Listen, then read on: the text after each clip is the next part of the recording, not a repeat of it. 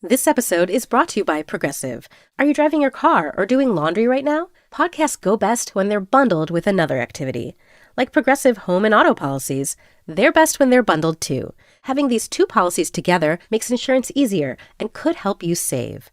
Customers who save by switching their home and car insurance to Progressive save nearly $800 on average. Quote a home and car bundle today at Progressive.com. Progressive Casualty Insurance Company and Affiliates. National average 12-month savings of $793 by new customers surveyed who saved with Progressive between June 2021 and May 2022. Potential savings will vary. I'm Lee C. Camp. You're listening to No Small Endeavor. This is our unabridged interview with Azim Khamisa, one of the interviews I got to do on a trip out to California to do this in person with Mr. Khamisa. It's a morning that I will long remember, a beautiful, beautiful encounter with a difficult and yet moving story of dealing with some of life's most difficult challenges. Enjoy. Azim Khamisa is an author, peace activist, and public speaker, born in Kenya, educated in England in mathematics, economics, and international finance. He has over 45 years of experience as a successful international investment banker, but for the last number of decades has given much of his life and time to the Tariq Khamisa Foundation, which seeks to halt the cycle of violence among youth. And in that work, he's authored 5 books, has kept what seems to be an endless speaking calendar, and is the recipient of 80 regional, national, and international awards. Azim, thank you so much for having us here with you today. My pleasure. Nice to meet you, Lee. It's nice to meet you in a beautiful place here in La Jolla, California. I assume you refer to your home here as La Jolla as opposed to San Diego? Yes. Anything west of 5 is La Jolla. Yeah, so okay. I'm on the fringes, yes. but I'm still in La Jolla. Yes. Oh, beautiful, beautiful place. So you were born in Kenya? I was born in Kenya, right? Yes. Yeah. When you think of kind of formative experiences for you as a young person in Kenya, what are some of those things that stand out to you, as whether it's family or formative experiences? Well, it's a wonderful place to grow up, and we had gazelles and deers in our backyard, and it's beautiful weather, and although my ethnic roots are Indian, and depends how far back you want to go, although Azim is a Persian name, but my grandfather moved to Kenya in 1906. From India? From India. Mm-hmm. There was a movement out of Persia that was much larger than Iran. There was a movement out of there in 1830s. And many left, including my forefathers, and settled in all the stans, if you say. Yes. And some of them went all the way to India. And then my grandfather, the Brits were giving incentives to people in their other colonies to move to Kenya. Kenya was a colony, so was India. Mm-hmm. And all the top jobs in Kenya were the Brits, Mm-hmm. But they needed middle management because there was the indigenous population essentially didn't speak or write. They were illiterate in terms. I mean, they had their own language, but they spoke, but there was no communication in English. So the Brits gave incentives, so my grandfather decided that he would move to Kenya, which was a good move, because back then there wasn't much opportunity in India. It's changed there, of course. I've been to your hometown of Kisumu. It's a beautiful place. Yes. And, and the weather, I guess, a bit like La Jolla. Yes. Yeah. The weather is very nice, and we was an interesting experience for me because the sun always rises at 7 and always sets at 7 p.m. Because you're so close to the equator. We're on the equator. I was born like 12 12 miles from the equator. Yeah. And when I first went to England, I thought, what is the sun doing? It's 9 o'clock at night. I'd never seen snow.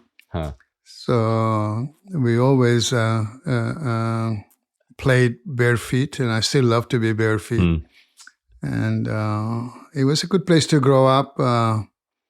There were a lot of other, mostly there's a lot of Indian community there, but there was also Goan community and Christian community. So, it was a multicultural way to grow up, which I thought was a a good way for me to be exposed. So obviously, I learned how to speak Swahili because that was a local language. But then you hung around with the Christians and Hindus and Goans and all of these other cultures. A lot of my friends were. I grew up as a Sufi Muslim, but I interacted with people that were of different cultures and different religions. So I thought that was a good way to grow up in, that you had exposure to so many different faiths and cultures and lifestyles. For those who are unaware of some of the basic tenets of Sufism, would you tell us a little bit about that? Well, Sufism is essentially the mystical interpretation of Islam. So very similar in the Jewish faith, you have the Kabbalah, which is a mystical interpretation of the Jewish faith. And in the Christian faith, you have the Quakers, which could be looked at as a mystical interpretation, or even Ignatius Loyola. He started the movement, which is different in the Catholic. They're much more metaphysical.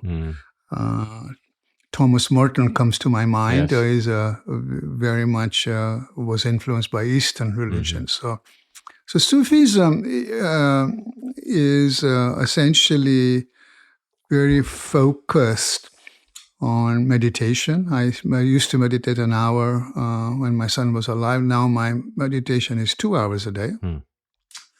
And of course, we are known for twirling dervishes. We dance and we chant, and we look at the hidden meaning of the scriptures. So Sufism is very different than fundamentals. Unfortunately, most of our major religions like Christianity, Judaism, and Islam are primarily fundamentalists. The metaphysical interpretation of all of these three faiths is very small, as you probably already know. And it was a good, I speak a lot, and I was speaking at a conference in Berkeley University. And there was a Sufi, I'm more of a laity. He was a cleric. So he was somebody that had a degree in Sufism and Islam and taught Islam. So I thought I'll go listen to him, and he was very very funny. He says, "I don't get fundamentalist." He says, "Think about it. It's not much fun. It's not very mental. So I guess the meaning must lie in the middle syllable da." So I thought that explained it well, because in Sufism, we don't really, we have more of an ecumenical view. So if you take a Kabbalah and a Sufi and a Quaker, they have very few issues between them, whereas if you look at the fundamentalists, they have more issues. And yet, as you probably know, that we all pray to the same God, right? The God of Abraham. Yeah. So I it was a good, my mom and my dad were very involved with the mosque in Kisumu. In fact, my mom, the bewitching hour in meditation is 4 a.m. to 5 a.m. And we typically went to mosque twice a day. Now, not everybody goes at 4 a.m., but we went for the evening prayers. But my mom would get up at 3 and go to mosque and make coffee and tea and have little snacks for early worshipers. And she did that all her life. She passed every day. Yeah, she passed in 2017, but she did that for, she passed at 87, and she did that starting maybe at the age of 16 or 17, and did that for almost 70 years, and never missed a beat. Once we moved to Canada, she would continue doing this at the mosque in Canada. So I grew up with the equal emphasis on my career and my spiritual life. My mom was very spiritual. My dad was a businessman. So I think that really helped me. because when I lost Tariq, my degrees in math and finance, although I went to some pretty good schools in England, were useless. I believe what saved me was that strong spiritual upbringing. Would you tell us a little bit more about the elements of chant and dance? Yes. And what does that look like for you? Well, I'll give you an example. When Tariq died,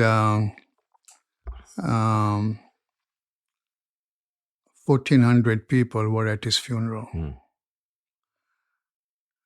He was very popular. He actually went to high school in Seattle, and then he came to San Diego. He was a student at San Diego State University.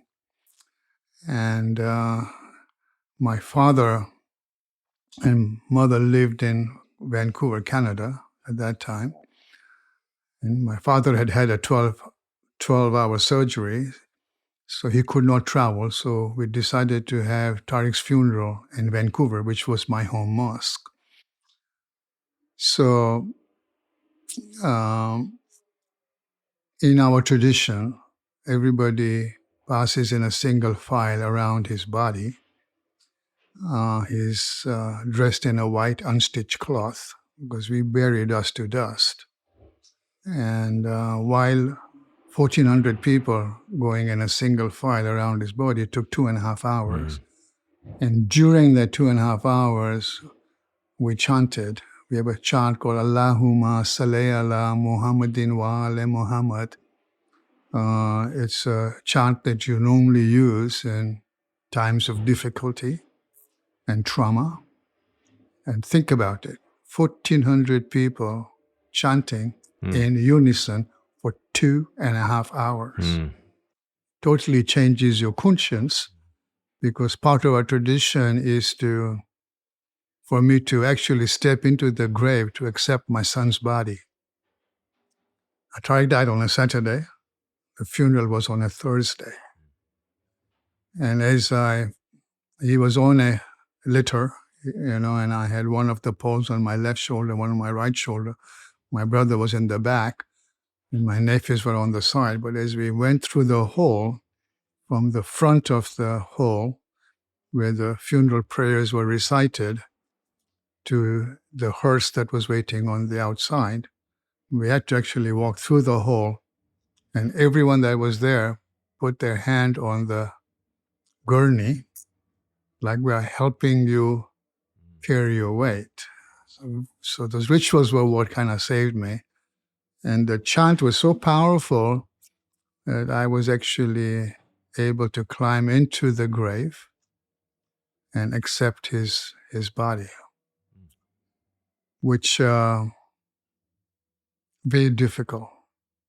So you physically climbed into his grave? I was down 6 feet, and I had help. There were a couple of volunteers down there as they lowered my son's body on the gurney, and accepted it. And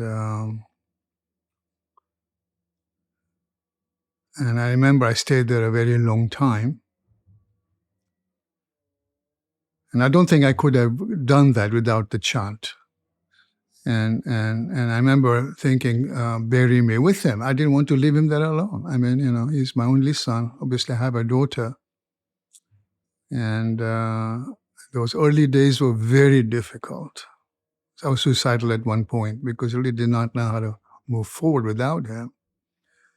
So then my best friend went up with me, and he pulled me out of the grave because he saw that I didn't really want to leave, So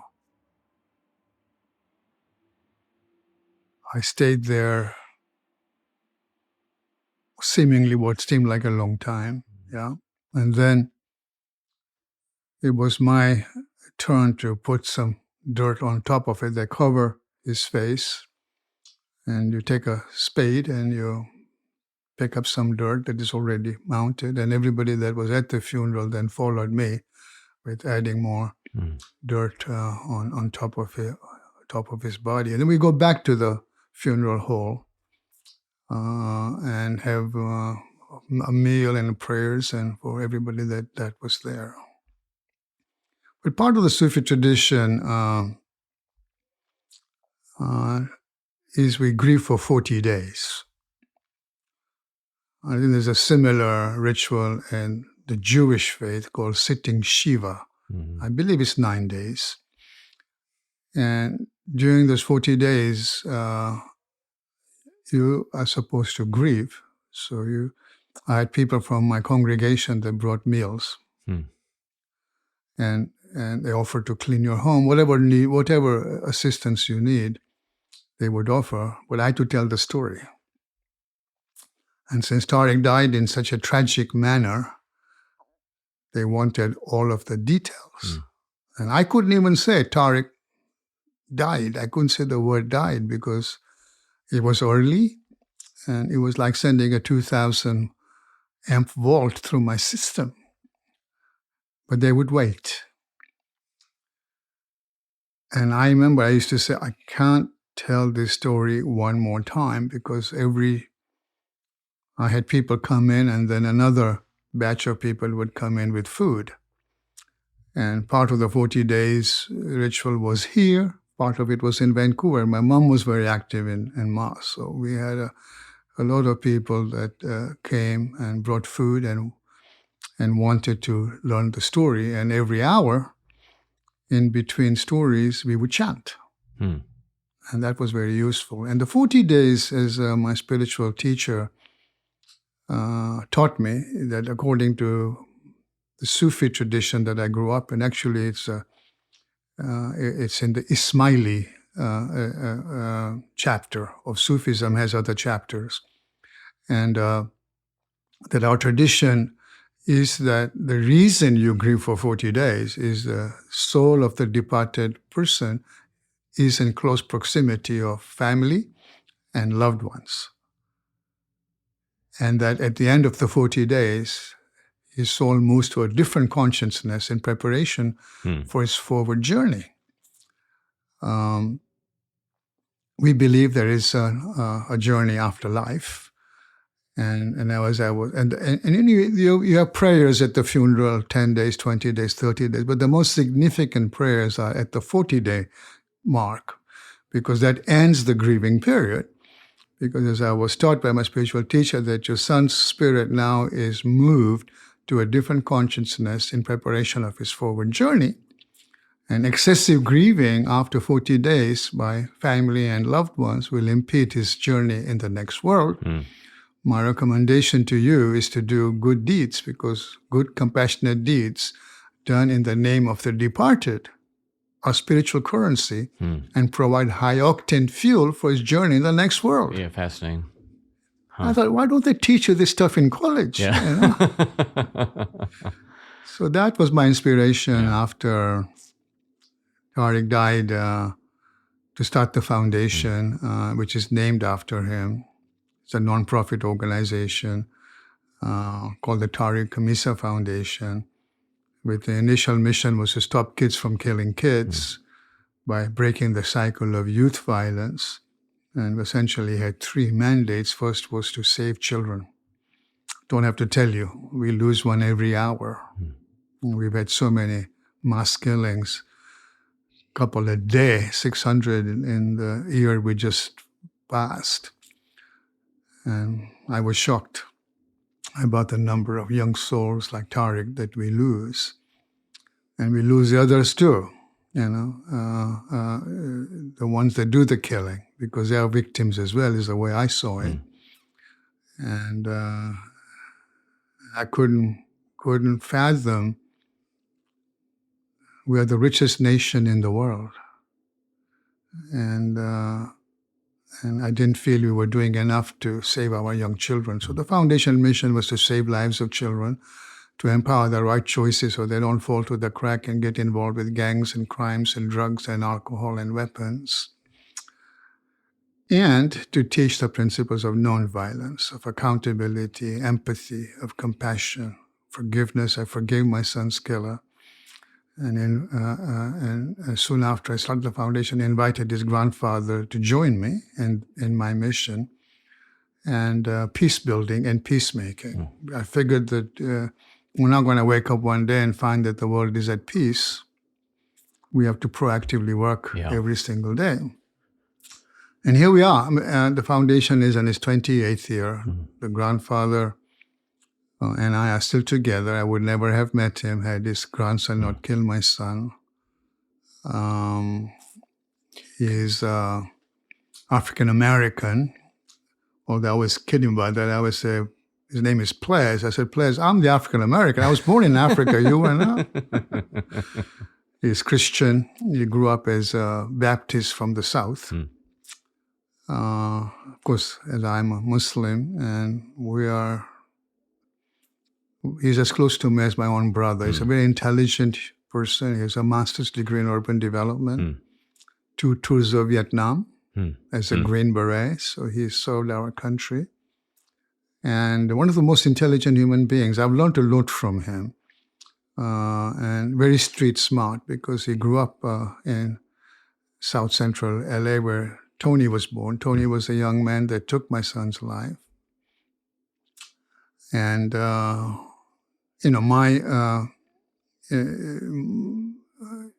my interpretation of this tragedy was that our victims at both ends of the gun.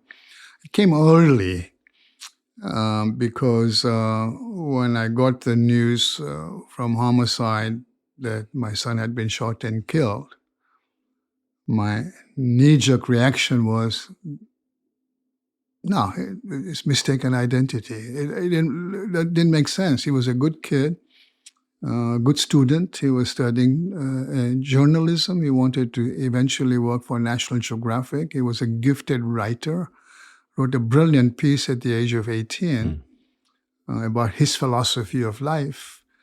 And he was a talented photographer and worked as a pizza delivery man, on Fridays and Saturdays to make some extra money for college, and lured to a bogus address. Lured to a bogus address? A bogus address. They gave the right apartment building address, but the wrong apartment number. And they ordered pizzas. It was his turn to go deliver the pizzas. It was very random. Could have been another pizza delivery. It was just his turn. So he knocked on many apartment doors, didn't find out who'd ordered the pizzas, came back to the car, put the pizzas in the trunk of his car, climbed into the driver's side seat, and as he was about to leave the scene of the crime, he was accosted by 4 youth gang members. The leader was 18 years old, and the other 3 were 14 years old. And the 18-year-old handed a 9mm handgun, and my son is in the car trying to back his car and gave the order to a 14-year-old bust him bones, who fired 1 round, which came through the driver's side window, entered my son's body under the left shoulder blade, traveled across the upper part of his chest, and it exited from his right armpit.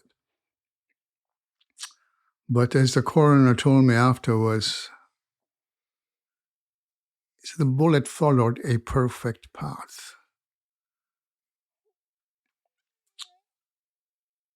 A perfect path, I queried. I thought that was an interesting choice of words. And he said, I'm not trying to be insensitive. We don't see a path like this very often. And what it means in my lingo is that it destroyed all the vital organs in your son's body. And Tariq died a couple of minutes later over a lousy pizza at the young age of 20.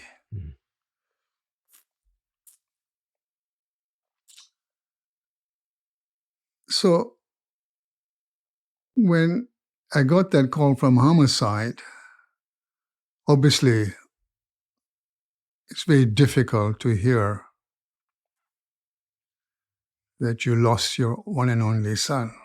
So my knee-jerk reaction was, no, there's a mistaken identity.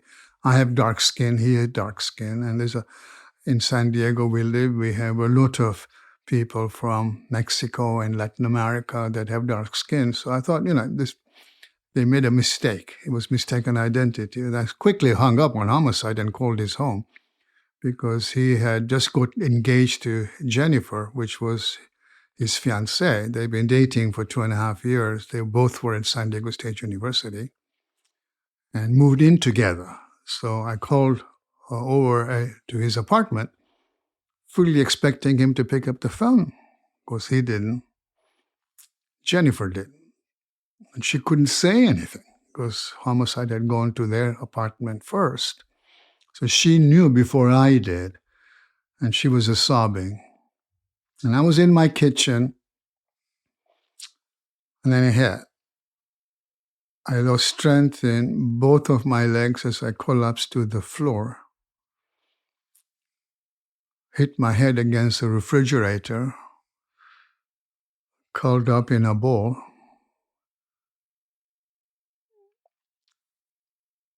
I don't have the words to describe how excruciatingly painful that experience was. Literally like a nuclear bomb that had gone off in my heart, and that I was blown into millions of smithereens that I knew would never, ever be found or come back together. And the pain was so unbearable that I had my first out-of-body experience. Because I've heard that when victims go through deep trauma like this, they often leave their body because they can't be in their body, because the pain is unbearable. And I believe in God, and I believe I went into the loving embrace of God. And I don't recall how long I was gone for. Felt like a long time. And when the explosion subsided, God sent me back into my body. And then I had to make those really difficult and excruciating calls to his mother, my daughter, my parents. And then I called my best friend because I lived by myself. And he said, don't do anything. Kit and I will right with the kid. His name is Dan, and Kit was his wife. And they were with me an hour and a half after I found out. And Jennifer was by herself because her father is a dentist in the Navy. It was based in Hawaii. So we called Jennifer, and Kit went to get Jennifer, and I'm alone with my buddy. And by that time, Homicide had visited us and told us that there were some eyewitnesses, that there was a youth gang involved with Tariq's death, and they were following up on some leads. And the first thing that my buddy said to me when we were alone is, whoever these kids are that killed Tariq, I hope they fry in hell. And I looked at him and I said, I don't feel that way. I see that there are victims at both ends of the gun. And I remember he broke down and cried. He said, Azim, where do you get this strength? If somebody took Adam, which was his son, not only would I want the killers, I want the whole clan. I never really went there. And then when 3 years later, I wrote my first book, was because I was asked so many times, how did you react that way? And the short answer is, it's not something that came from my intellect. I don't think us mortals are capable of it, or my loving heart. It was more of a download from a higher power.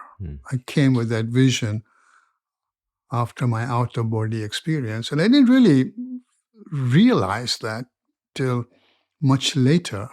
I started the foundation 9 months after Tariq died. And seeing that there were victims at both ends of the gun, soon after I started it, I reached out to his grandfather with the attitude, I'm not here screaming retribution and revenge because your grandson killed my son. I've reached out to you because I am concerned about how you're dealing with this. And the way I see it is we both lost a son. Because Tony lived with his grandfather and calls him daddy. He got Tony at the age of 8. And I've started this foundation with a very lofty mission of stopping kids from killing kids. I need your help. Will you help me? And he was very quick to take my hand of forgiveness. He said, as soon, and I asked the district attorney that was handling my case to introduce me to the grandfather. We met actually in the public defender's office. And had the trial even occurred no, yet? no. The trial took 2.5 years, and I'll come to it in a minute.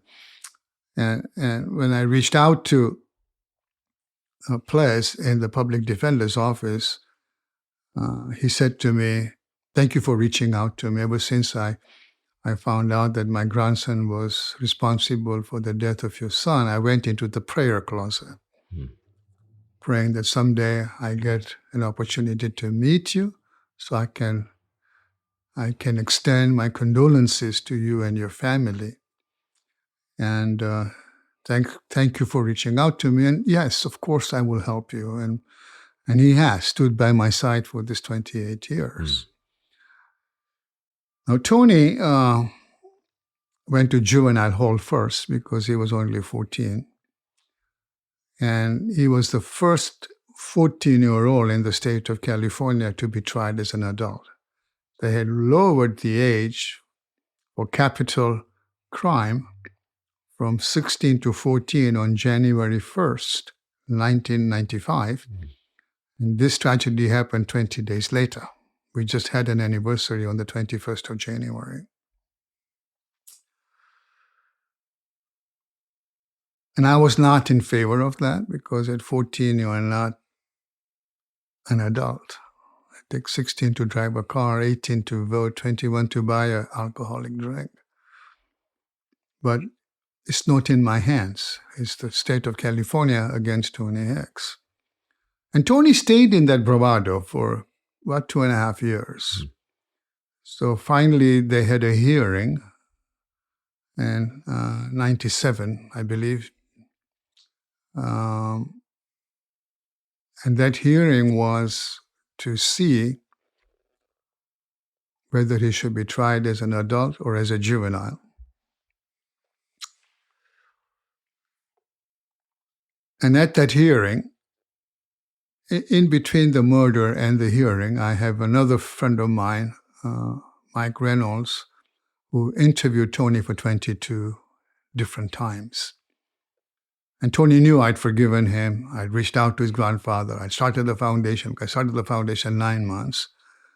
But he stayed in the bravado right up to that hearing. And the day before the hearing, he and his grandfather had a very cathartic talk because the public defender said to Ples, "I'm not sure Tony knows what's in store for him tomorrow. You need to come talk with him." And he broke down and cried. And he jumped into his grandfather's lap. He's 16 years old. And they have this ritual where they have fruit when they have a difficult conversation. So Ples talks about it. I brought an apple and an orange and talked to Tony, and he cried and said, "Daddy, I'm so sorry. I will do the right thing." And at the hearing, he gives a very cathartic speech, which we still use in our programs in the foundation, where he says, "I shot and killed Tariq Khamisa, a person I did not know who was not doing anything wrong to me." It never happens, because when the judge asks, "How do you plead, guilty or not guilty?" 99% of the time they say, "Not guilty." He didn't say that. "I shot and killed Tariq Khamisa, a person I did not know who was not doing anything wrong to me. I am guilty." 16 and a half years old. In the same speech, he says, "I pray to God that Mr. Khamisa would forgive me for the pain that I've caused him." I'd already forgiven him, but it was meaningful for me that he asked for my forgiveness. And the judge told him, "This is not about murder. This is just a hearing to decide whether you should be tried as an adult or as a juvenile. It's not a murder trial." So you don't have to plead guilty. There will be a murder trial later. And in California, if you get a conviction of murder trial, which typically they give you 2 sentences, 25 years to life, with or without parole. And Tony said, I don't want to drag my family and Mr. Khamisa's family through a trial. And typically, if you do get a murder conviction, you get a retrial. So there was never a trial, and there was never a retrial. So because he had already said, I'm guilty, she had to sentence him. And there was a lot of media around this because he was the first 14-year-old, and I'd been interviewed, and she actually quoted some of the stuff I'd said in the media. She being the judge? The judge, yeah, John Weber, that she had to sentence him. And in that very hearing? In the very hearing. And she quoted me saying that I felt he was a victim as well. And my son was a victim of Tony because he was a 14-year-old who shot and killed him. That's easy to see. But I felt that he was a victim of society, of American society. And it begs the question, well, who's American society? Well, it's you and me and whoever's listening to this podcast. Societies don't happenstance. Everyone who's responsible, who's an American citizen, is responsible for a society we've created. We are reflected in our society. Well, children killing children is not a mark of a civil society. How did we get here is the question I asked. Where children kill children. It doesn't happen in other countries. Nowhere near. And the economists did a study. They took 25 countries in the world, first world countries, like England, Germany, France, Australia, Canada, Japan. And they added all the kids that die in those 25 countries, took the total, multiplied that by 11. That's how many we lose in the US of A. And that was a few years ago. It's more now. So I felt that he was a victim of society. And as an American citizen, I felt I should take my share of the responsibility for the bullet that took my son's life. Why? Because it was fired by an American child. When you could take the position, he should be hung from the highest pole. He killed my one and only son. Well, how does that make a better society? So I always saw him as a victim, and she actually quoted me at the hearing. And she basically had 2 choices, 25 years to life without parole and 25 years to life with parole, which was the more lenient of those 2 sentences. And that's the one she gave because I wanted him to actually get the most lenient.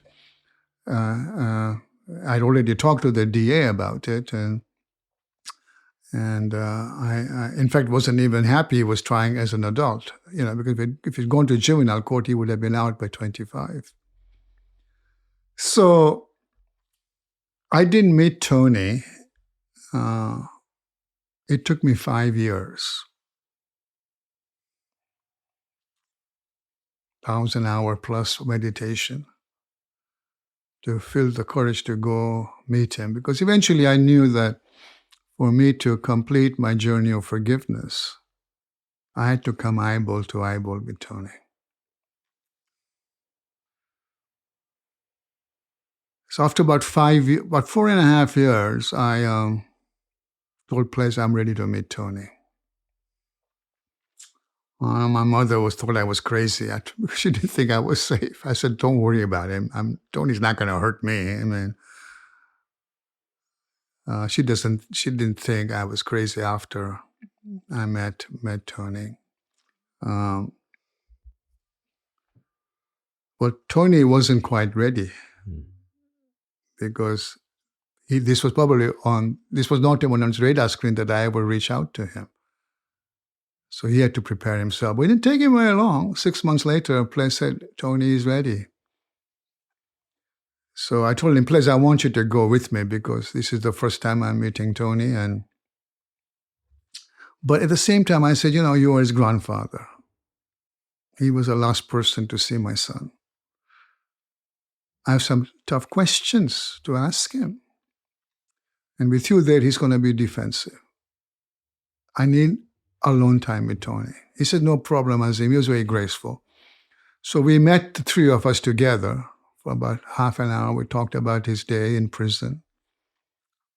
And then the grandfather left me and Tony to speak man to man. He was 19 years old. And we spent a couple of hours together. And he answered my questions. But the seminal moment in that interview, or that meeting, I should say, it was more of a meeting, is that we locked eyeballs. And I'm looking in his eyes, trying to find a murderer. And he held my glance for what seemed like a long time, almost uncomfortable. But I was able to climb through his eyes and touch his humanity that I got, that the spark in him was no different than the spark in me. I was able to touch his soul. I wasn't expecting that. But Tony was well-mannered. He was articulate. He was remorseful. A likable kid. If you walked through those doors, you would have the same impression of him. He didn't portray any of the typical attitude of a 19-year-old or his initial bravado. I could see that my forgiveness had changed him. So at that point, I told him, Tony, you know I have forgiven you. But I want you to know, when you come out of prison, you can join the foundation and come work for the foundation.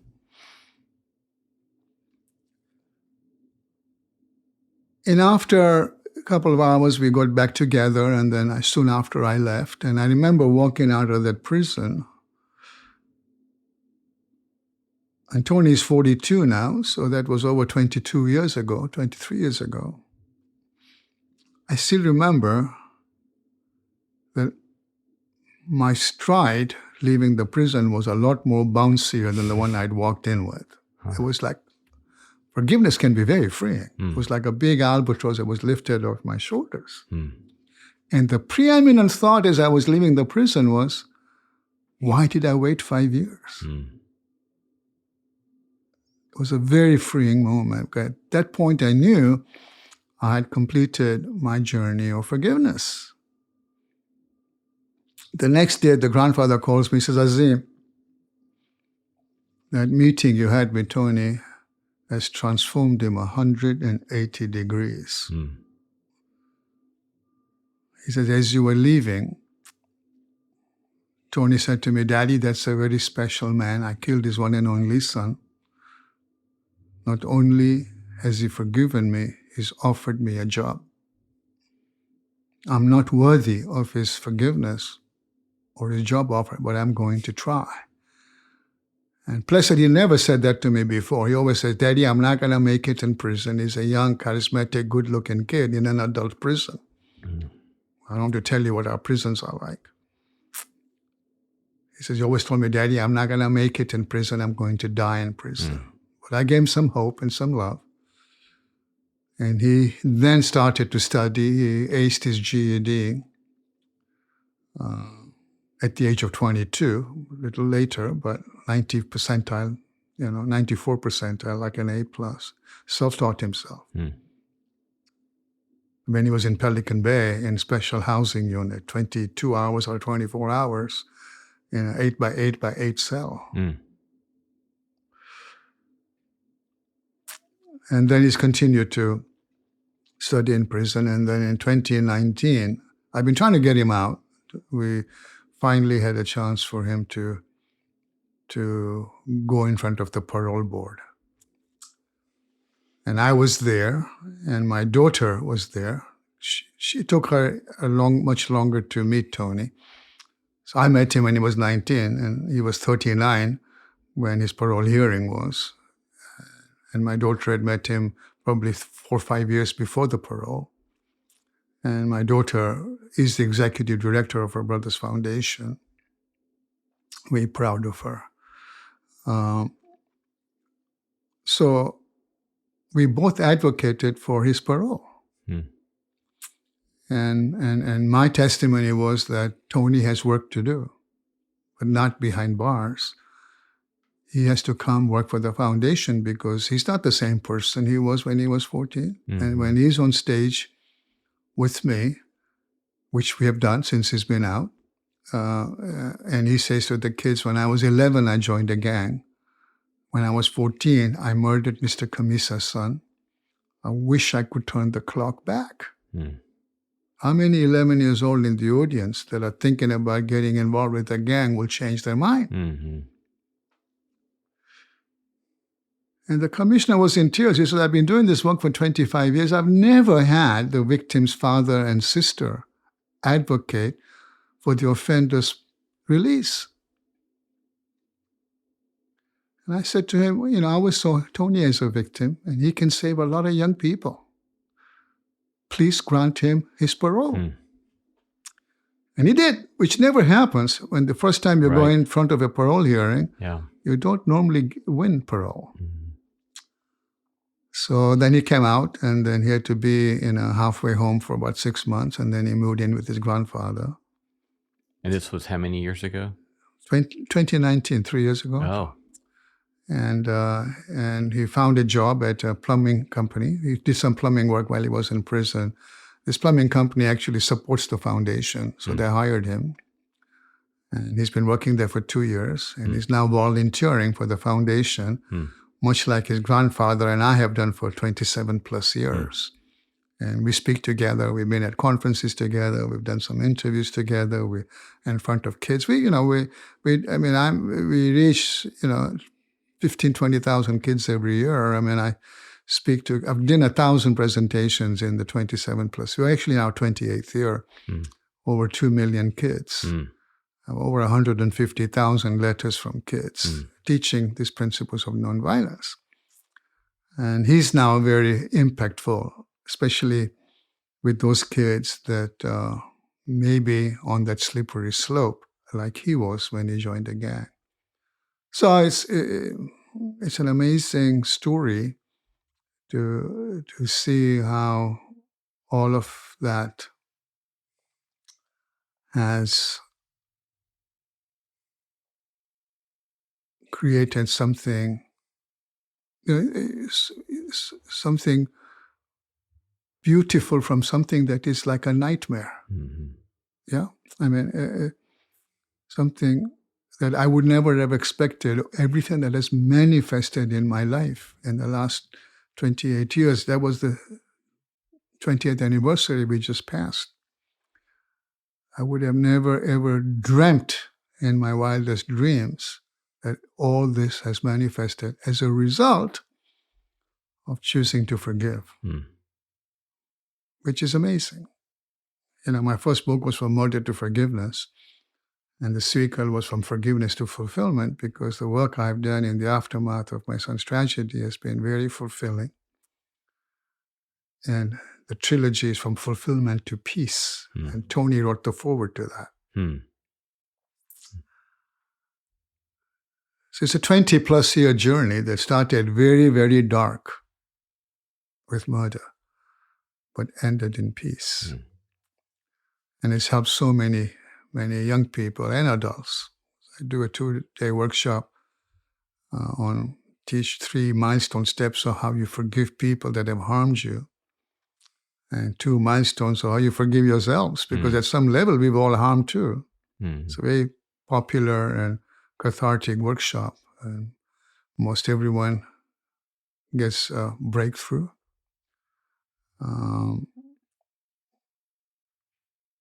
And now during COVID, we converted the 2-day in-person workshop into 4 half days on Zoom. And I regularly do it.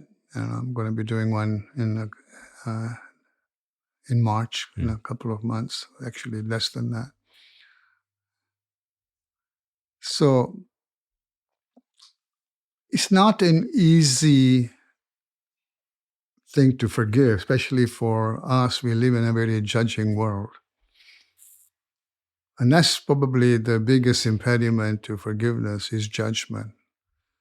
I've been very fortunate. I met some amazing human beings in this last 27 years, including His Holiness the Dalai Lama. I've met him 6 times now. And he was the one that told me the biggest impediment to forgiveness, Azim, is judgment. And all the scriptures tell you that. Leave judgment to me. In fact, Jennifer, who was Tariq's girlfriend, all my family has forgiven Tony. My daughter, as I say, runs the foundation. And at the second meeting of the foundation, my parents were here from Vancouver, and my sister and Tariq's mother was here. And I invited Ples to speak because I met him. I started the foundation, had my first meeting, and in between the first and the second meeting, I invited him to come and speak. And he was courageous to come in because there were a lot of Khamisas in my home. And he and my father, we all welcomed him. And my father and he shook hands.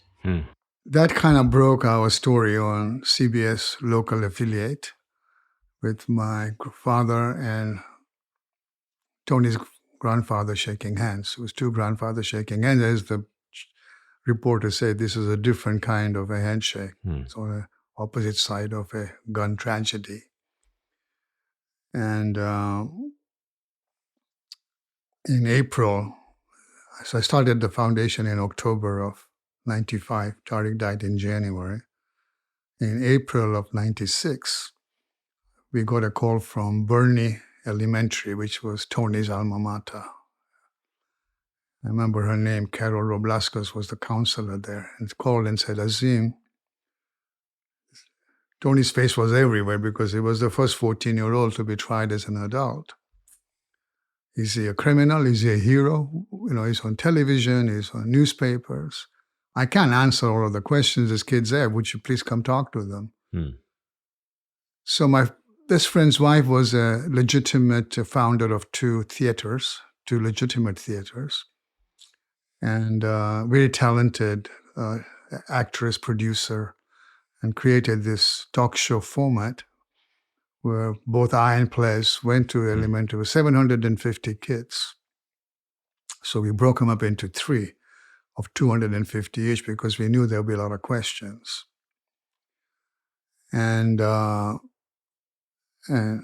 Kit basically facilitated the thing. I shared my testimony, and the grandfather shared his testimony, and we did a Q&A with the kids. And we're introduced, this man's grandson killed this man's son, and here they are together in the spirit of compassion, forgiveness, and brotherhood. Pin drop silence. And the questions would never stop. We had to actually stop them because we had 2 more classes to do. The next day... And these are elementary school age children. We stayed with 4th and 5th graders. We didn't think our story was too appropriate for 1st, 2nd, and 3rd grader. Although with a 6-year-old now,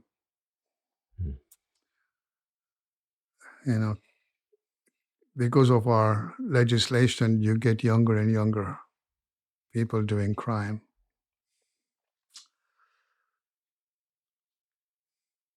And then the next day I got a call from Carol Roblaska, says, oh, Azim, the kids have written letters to you. And I said, oh, great. I really want to see what the kids have to say. I'll come by, pick up the letters. And when I went back to pick up the letters, she gave me 375 letters. Oh, my. Since then, of course, I have over 150,000 letters. So we knew we had something. These principles of accountability, empathy, compassion, forgiveness, peacemaking, peace building, that not only are these soft skills teachable, our kids are hungry for them. And here today, we still do the assembly. We just did one last week. We've now followed it up with a 10-week curriculum, which is grade specific. 3 levels. The first is 4th and 5th. Second is 6th and 7th. The third is 8th and 9th. So we focus from 4th grade to 9th grade. Tony joined the gang in 6th grade and took my son's life in 8th grade. And after the 10-week curriculum, where we teach these socio-emotional skills, we create a peace club on campus, which essentially is a leadership program with about 60 titles. Idea being that we inspire young people to become nonviolent leaders committed to peace building and peacemaking within themselves, their families, their schools, and their community. And then we have a mentoring program. So the first three programs, the assembly, the curriculum, and the peace club, goes to the entire campus. The mentoring goes to those 8 to 12% that are on that slippery slope, which is a big number because most San Diego inner city school, middle schools have about 1,000 kids. Between 80 and 120 potentially are going to be involved with gangs and crimes and drugs and alcohol and weapons. So those we mentor. And the results have been phenomenal, that we've cut expulsions and suspensions by over 70%. We've improved SAT scores. Kids are kinder. Even the schools are impressed with how much empathy and compassion that they are willing to show. The foundation has all the impacts on the website, tkf.org. And during about 5, maybe it was a little bit long, about 8 years ago, we got an invitation from UC Berkeley to develop a program for parents based on what we do with the kids, kind of under the umbrella of restorative practices, which has been morphed from restorative justice, something I've written a lot about. And we created a program for parents. Berkeley worked with 5 nonprofits. Some of them were international. So we now have a program for parents. And during COVID, we created a program for teachers. So now we have 6 programs, 4 for youth, 1 for parents, and 1 for teachers. And we have what we call a safe school model, which is under the umbrella. So in San Diego County, there are 42 unified school districts. And we work with all of them.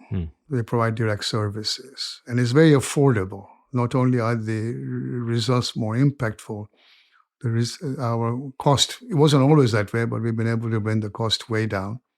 Because it costs $11,547 to provide free K through 12 education. It costs $148,000 to incarcerate a youth for 1 year. Oh, wow. It's over $400 a day.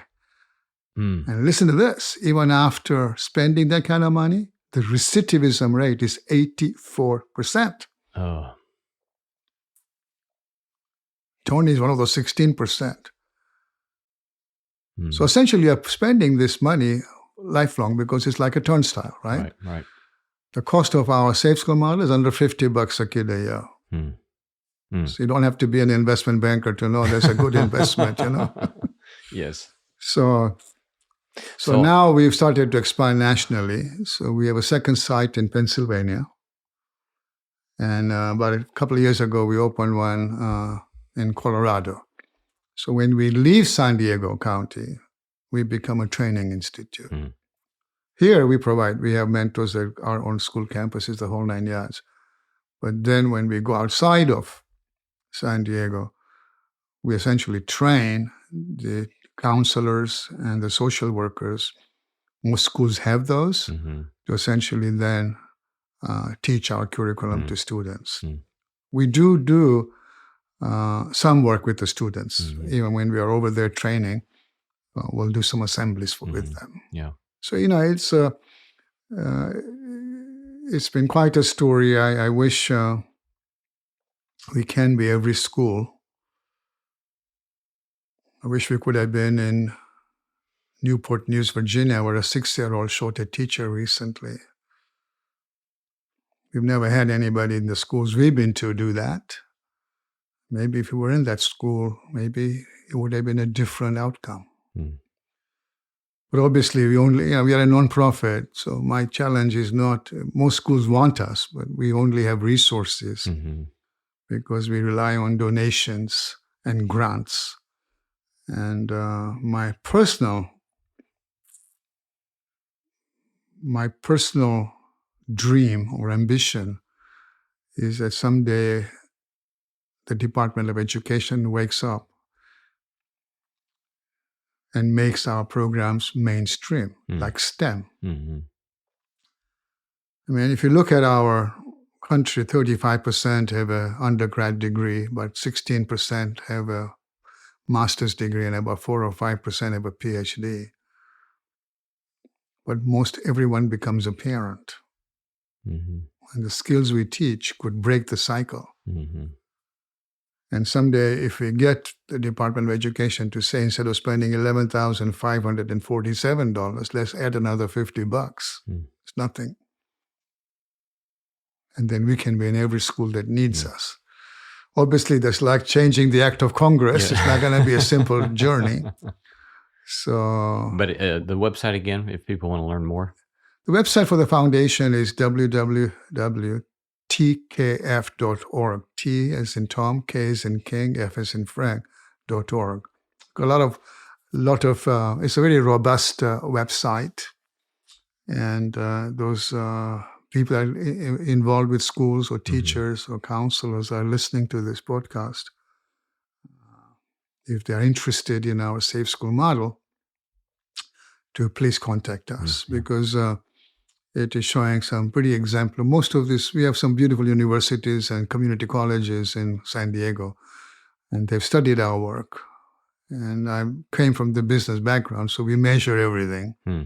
And we are showing that the results are pretty exemplary. Yeah. When you now, 28 years later, remember Tariq, what are some memories of him, pictures of him, images of him that come to mind that are fond to you? He had a very great sense of humor. Didn't get it from me. I'm more of a serious guy. But you have a lovely smile and thank cheerful eyes. He, could crack a joke or break up even a very tense moment. Yeah. And he just had an amazing personality. He loved children. Children loved him. And his birthday is March 6th. He would have been 49 years old in a couple of months. And I know he would have had a family. My daughter joined the foundation 3 years after I started it and then left after 5 or 6 years to start her family. So 3 beautiful grandchildren from her, 2 grandsons and a granddaughter. So I'm sure Tariq would have had a family. His favorite hero was Gandhi. And he wrote this piece called My Philosophy of Life, where 6 aphorisms that I have on my wall over there. And it's an amazing piece where he talks about how you can never be discouraged, even when you lose, how live by giving, even if you give somebody a smile. We don't have enough time on this planet. Obviously, he must have had a premonition because he died 20 years. Beautiful girlfriend, Jennifer. He always talked about her when we met. He loved pizzas and would go out for a beer and a pizza. And he loved to travel. We went on some traveling trips. I actually sponsored a trip of him to Kenya 6 months before he died. He went with his mother and his sister. I did not go on the trip, although I did sponsor it. Primarily, I don't have a lot of family in Kenya left, but Tariq's mother had a lot of family over in Kenya. So he hadn't met most of his mother's family. So he met a lot of, her family. And one of my biggest regrets is I got a postcard from him while he was in Kenya. Dad, I wish you were here. And I could have gone. You never know your kids leave before you do. You don't even, that doesn't even enter your radar. You like to play tennis. I was a big tennis champ in high school and college, and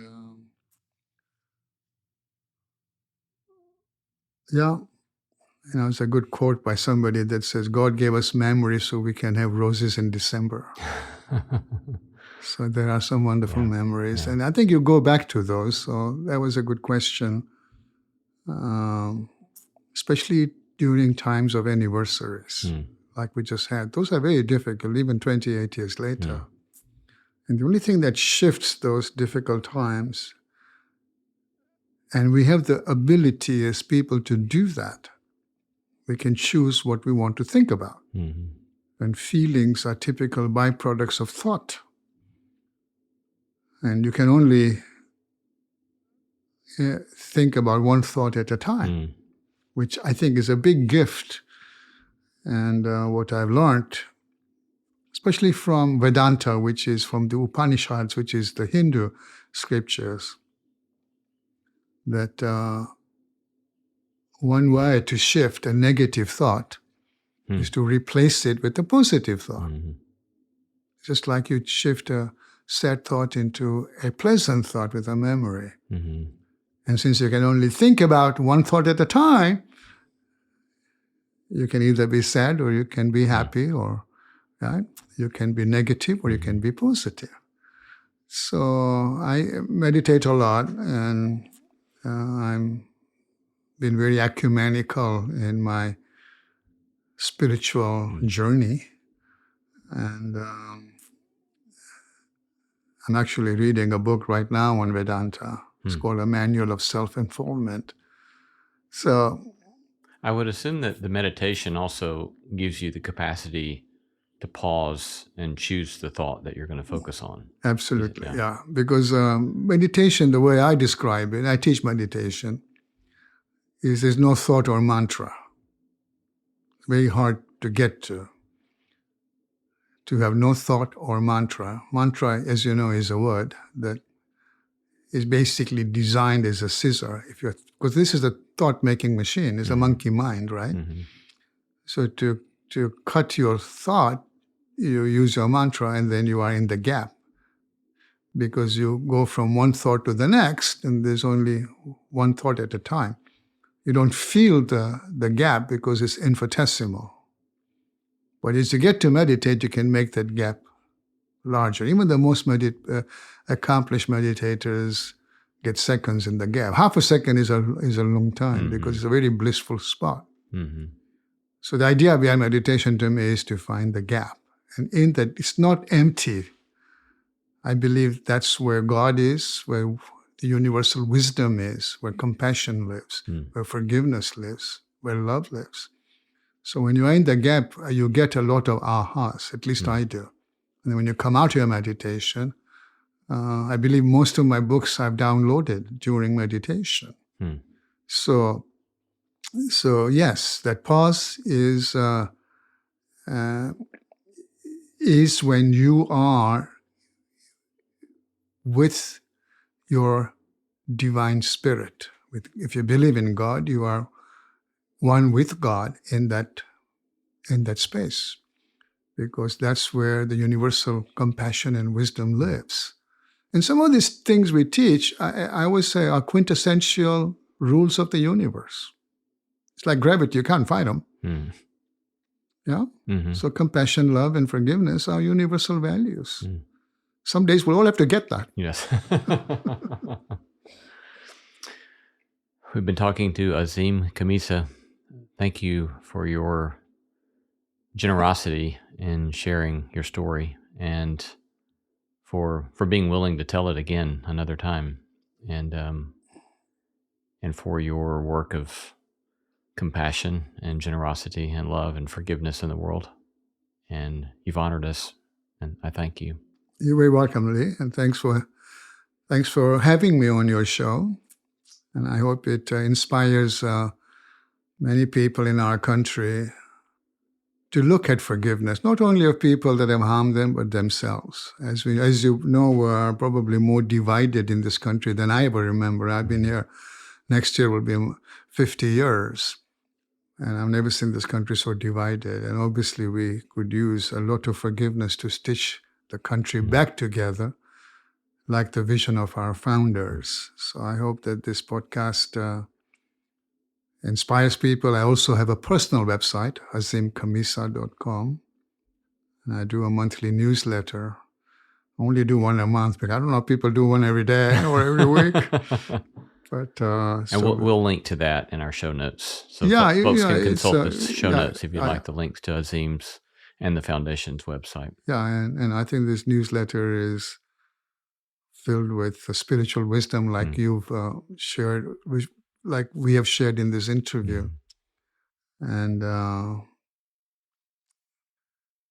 very happy to get email. I like emails. If people want to email, my email is azim@azimkhamisa.com.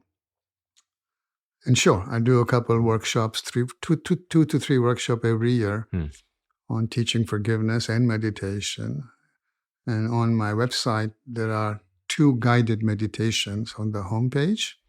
You scroll down, and there's a preamble where I teach my methodology. I meditate 3 different times a day and do different things at those 3 different times. I recommend that people that are going into meditation do it at least twice a day. You get 10 times better results than if you do it once a day. That took me 10 years to figure that one out. Well, I may need to go from 1 to 2 then. Yes. Yeah, that's good to know. I do it 3. And then that's the preamble. And then I have a guided meditation on forgiveness. And I have another guided meditation on manifesting your goals or your vision or your mission if you're working on a big project like writing a book, because I believe that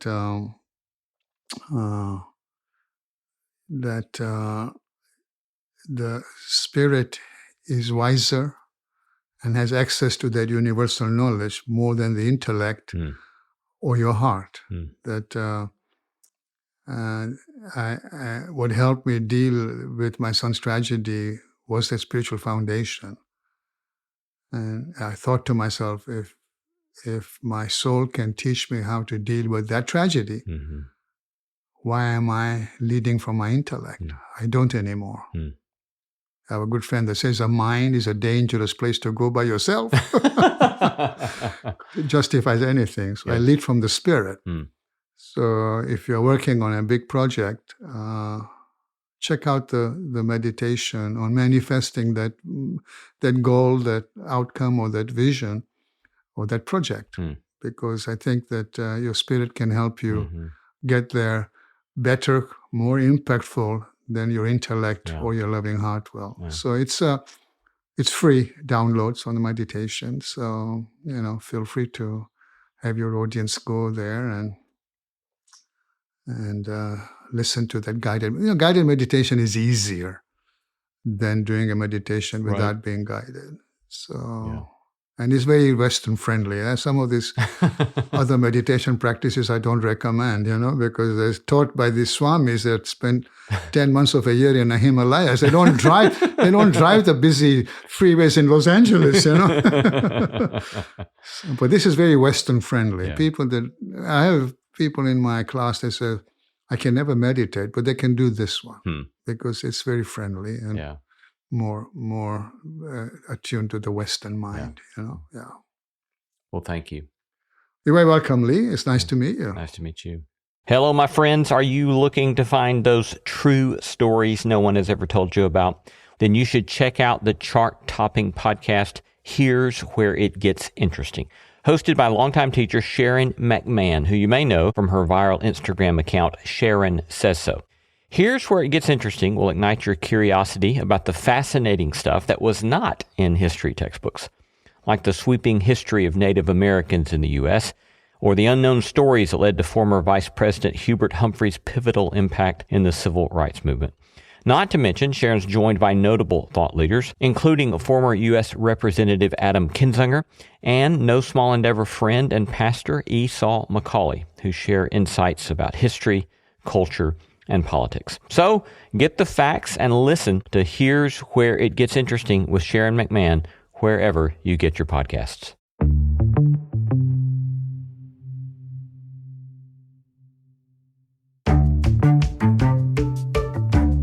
Our thanks to all the stellar team that makes this show possible. Christy Bragg, Jacob Lewis, Sophie Byard, Tom Anderson, Kate Hayes, Mary Evelyn Brown, Carriet Harmon, Jason Sheasley, Ellis Osborne, and Tim Lauer.